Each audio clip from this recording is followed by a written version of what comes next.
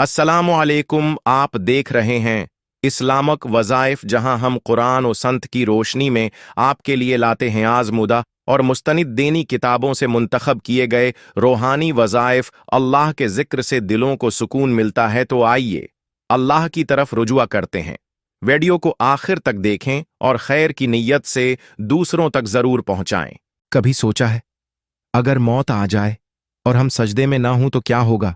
खामोशी से सोचवा एक दिन, एक लम्हा तुम अपने मामूल के दिन में हो, जैसे हर रोज, शायद दफ्तर में, शायद बाजार में, या शायद मोबाइल पर स्क्रॉल कर रहे हो और अचानक तुम्हारी सांस रक जाए। बस यही था तुम्हारा वक्त।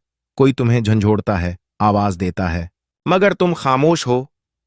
क्या तुमने सोचा है उस लम्हे तुम्हारी हालत क्या होगी? क्या तुम सजदे में होगे या किसी गुनाह में? मौत बेखबर आती है, मौत न वक्त देखती है, न जगह, न जवानी का लिहाज करती है, न बढ़ापे का।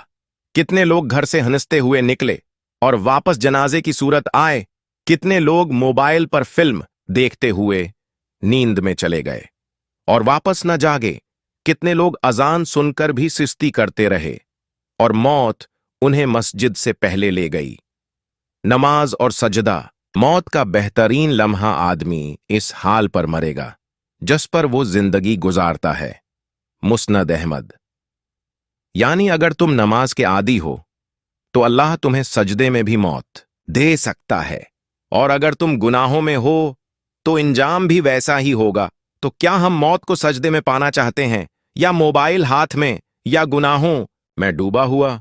हम क्यों नहीं बदलते? हम सब जानते हैं कि मौत आनी है, फिर भी हम नमाज छोड़ देते हैं। हमें इल्म है कि कब्र में तन्हा होंगे, फिर भी अल्लाह को भूले रहते हैं। हम दिन में 3 घंटे सोशल मीडिया पर गुजार सकते हैं, लेकिन अल्लाह के लिए 5 मिनट भी नहीं निकालते। क्या हम अल्लाह से इतने दौर हो चुके हैं?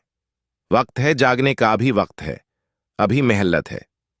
नमाज की तरफ लौट आओ, कुरान से रिश्ता जोड़ लो, माँ बाप की दुआएं ले लो, गुनाहों से तौबा कर लो। ये मत सोचो कि कल से शुरू करेंगे, क्योंकि मौत आज भी आ सकती है। अल्लाह की रहमत करीब है। अल्लाह ताली फरमाता है, ए मेरे बंदू जिन्होंने अपनी जानों पर जुल्म किया, अल्लाह की रहमत से नाउम्मीद ना हो।